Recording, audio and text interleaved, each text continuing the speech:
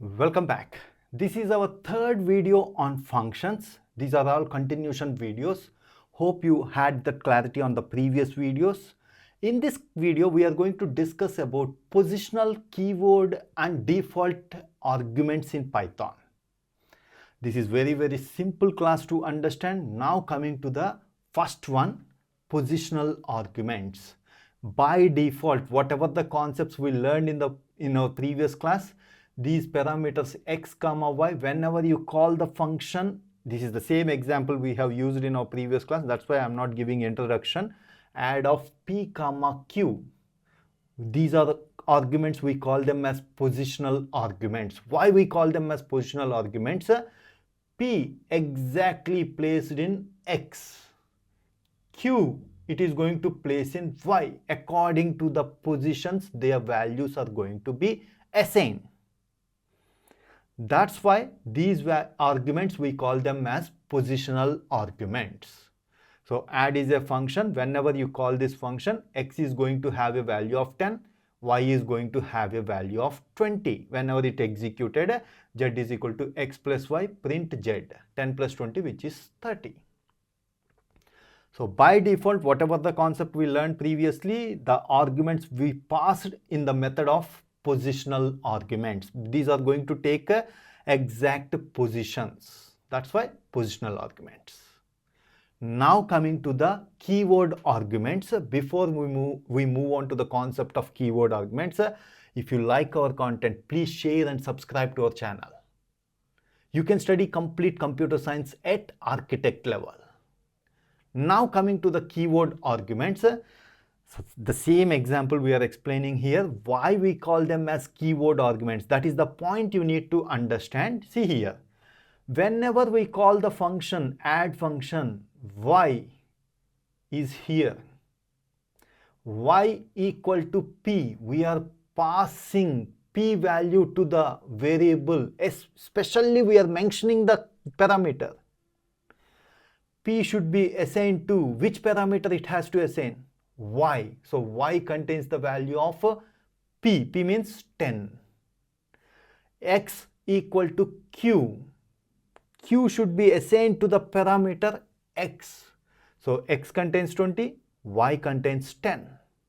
If you pass arguments like this, then this type of passing we call them as keyword arguments.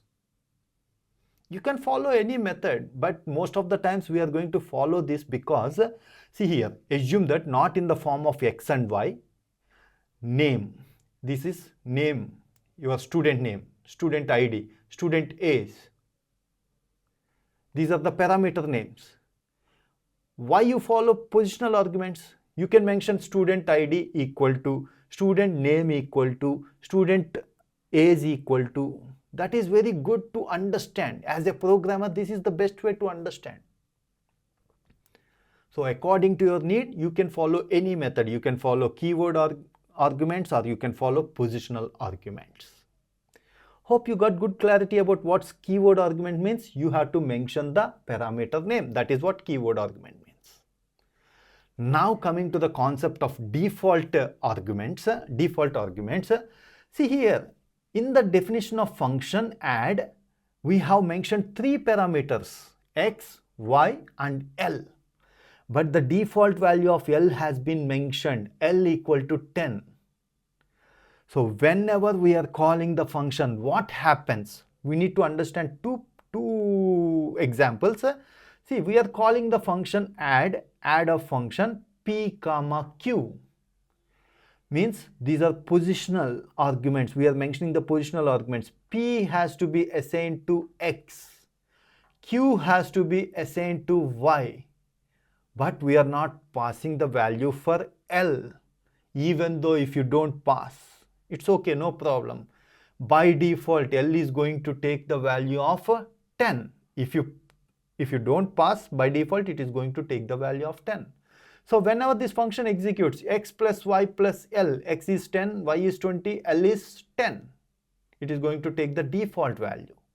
So that's why it is default argument. So p comma q, we passed only p comma q values. So it is going to be saved in X and Y. Suppose we are doing again the same, we are calling the function again add of P comma Q comma R.